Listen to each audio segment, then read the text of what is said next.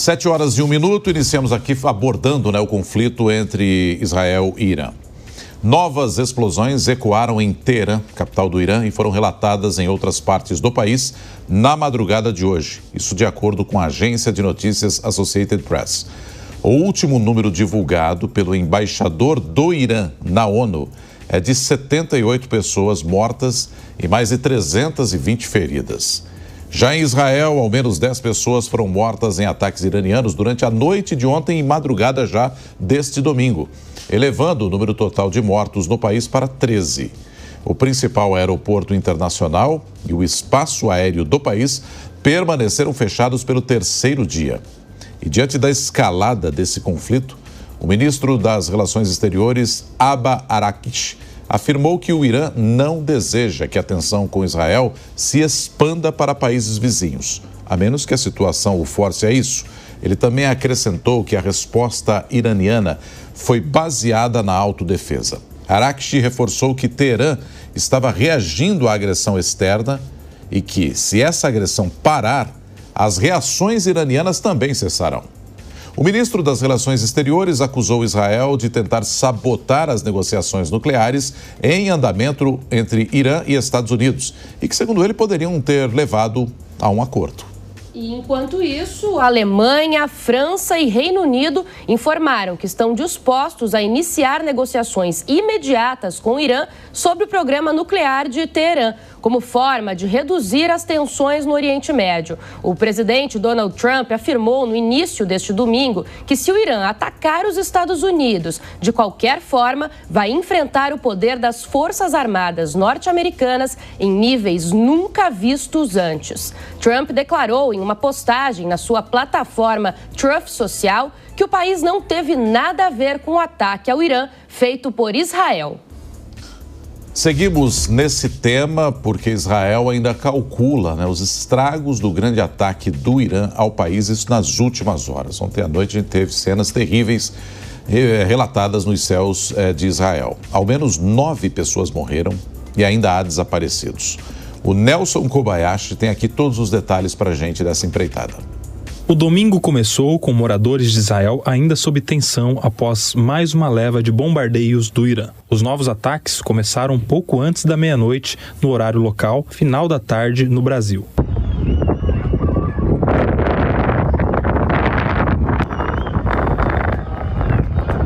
Convidados de um casamento no Líbano filmaram a passagem dos mísseis.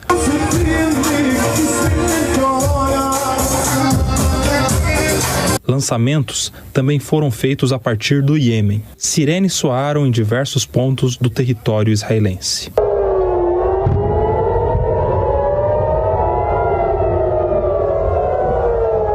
Os mísseis e drones atingiram principalmente a região de Haifa, ao norte do país. A refinaria da cidade foi um dos pontos mais afetados. Equipes de resgate foram acionadas após um prédio ficar parcialmente destruído.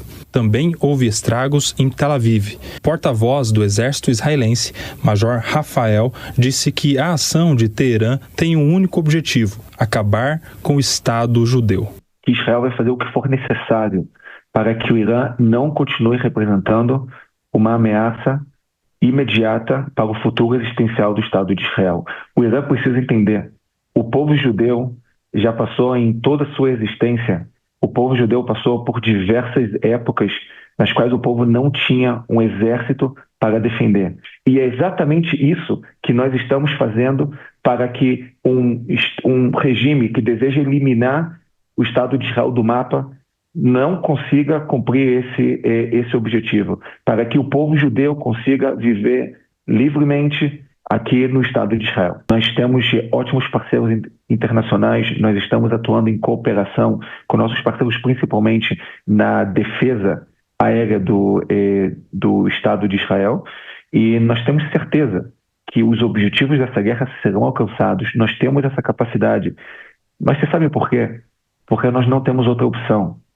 Se o exército de Israel não tiver sucesso nessa guerra, a consequência é o fim do Estado de Israel. O militar explicou que a ofensiva de Israel evitou que o regime iraniano construísse 15 bombas atômicas. As pessoas precisam entender que o Irã não é uma ameaça somente para o Estado de Israel. E também não somente para o Oriente Médio, o Irã é uma ameaça ao mundo. Essa guerra é travada entre o bem e o mal, e o bem precisa vencer o mal. Todos precisam entender isso, que o Estado de Israel, nesse momento, está sendo um bloqueio para a expansão do regime iraniano, que faz um mal imenso à humanidade, ao mundo ocidental, aos direitos humanos, e isso é o que nós estamos fazendo nesse momento. O mundo ainda vai agradecer muito Israel pelo que está fazendo nesse momento. Sandro Teixeira Moita, professor de Ciências Militares da Escola de Comando e Estado-Maior do Exército, diz que Teherã já tinha avançado muito na produção de mísseis, elevando o risco na região. O Irã teve uma série de avanços desde 2023 no seu programa de construção de mísseis. Então, era possível que no ano que vem o Irã tivesse algo em torno de 8 mil mísseis balísticos que poderiam ser utilizados contra Israel. E mesmo com a sofisticada defesa israelense, com o domo de ferro, com o sistema SETA, com o sistema David Sling, com o feixe de ferro, mesmo com todos esses sistemas, parte desses mísseis poderia causar um dano muito grande ao Estado de Israel. Então Israel decidiu por agir, por sentir que a janela estava fechando. Nas últimas horas, Israel também voltou a atacar o Irã. Um importante depósito de combustíveis perto de Teherã foi atingido, causando um incêndio de grandes proporções. O prédio do Ministério da Defesa do Irã e estruturas ligadas ao programa nuclear também foram bombardeados. As ações eram acompanhadas em tempo real pelo gabinete do primeiro-ministro Benjamin Netanyahu. Em discurso mais cedo, Netanyahu afirmou que os ataques do país atrasaram o programa nuclear do Irã, possivelmente em anos. Ele garantiu que a ofensiva continuará com golpes ainda mais pesados. Nós demos um duro golpe no programa nuclear deles. Segundo, e vocês já notaram isso, há uma grande ameaça dos mísseis balísticos. Todo míssil que chega mostra o quão perigosos eles são. E mais uma vez, a sua resiliência é extraordinária. É isso que Israel está fazendo com apoio, com o claro apoio do presidente dos Estados Unidos, Donald Trump, e com o povo americano e muitos outros ao redor do mundo. Com a ajuda de Deus e com a boa vontade e a decisão de todas as sociedades livres, nós vamos vencer. Um alto funcionário da defesa do Irã reagiu mais tarde e disse que o país está pronto para uma guerra prolongada. Para André Last, cientista político e presidente executivo da Stand With Us Brasil, Teherã se aproveita da falta de reação de governos e da ONU. O Irã é um país soberano. O Irã está atacando civis. O Irã está mirando em cidades israelenses sem precisão. Só que acho que o mundo está dividido em dois. Ele está dividido em aqueles países que apoiam o Irã e não se importam com a violação do direito internacional, e aqueles países que não têm nenhuma expectativa que o Irã cumpra a lei internacional. Ao mesmo tempo, eles esperam que Israel cumpra a lei internacional, porque a expectativa e a régua que eles julgam Israel é muito maior, e às vezes acima do necessário, né? E ao mesmo tempo os países que apoiam o Irã são contra Israel e vão utilizar todas as medidas e os formatos possíveis para dizer que Israel que está violando o direito internacional. Aqui é muito claro e é muito fácil juridicamente provar por A mais B que Israel está atingindo alvos militares e o Irã está atingindo alvos civis. A comunidade internacional monitora a situação, sobretudo por conta dos impactos do conflito nos preços do petróleo.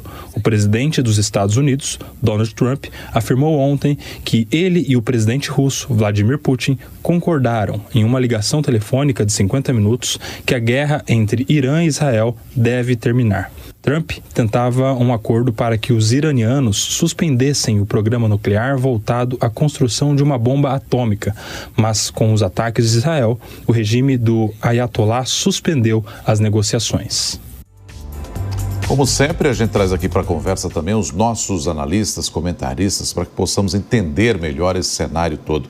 José Maria Trindade está com a gente em Brasília. Ô Zé, como é que você está vendo esse cenário todo e principalmente essa conversa Trump e também Vladimir Putin, que tem outra trincheira lá contra os ucranianos, e o Trump com todos os seus problemas internos também, com alguns protestos nesta semana. Mas, de qualquer modo, talvez sejam as duas vozes aí, uma por ter influência em Israel e o outro pela influência no Irã, que possam tentar segurar um pouco as rédeas, não, Zé Maria? Bom dia, bem-vindo.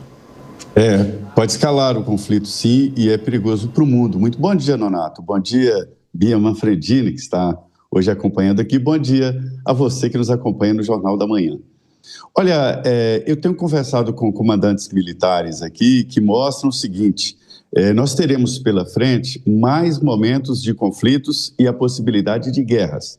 Isso porque a guerra ficou mais barata, né? Ficou mais fácil, ela pode ser teleguiada.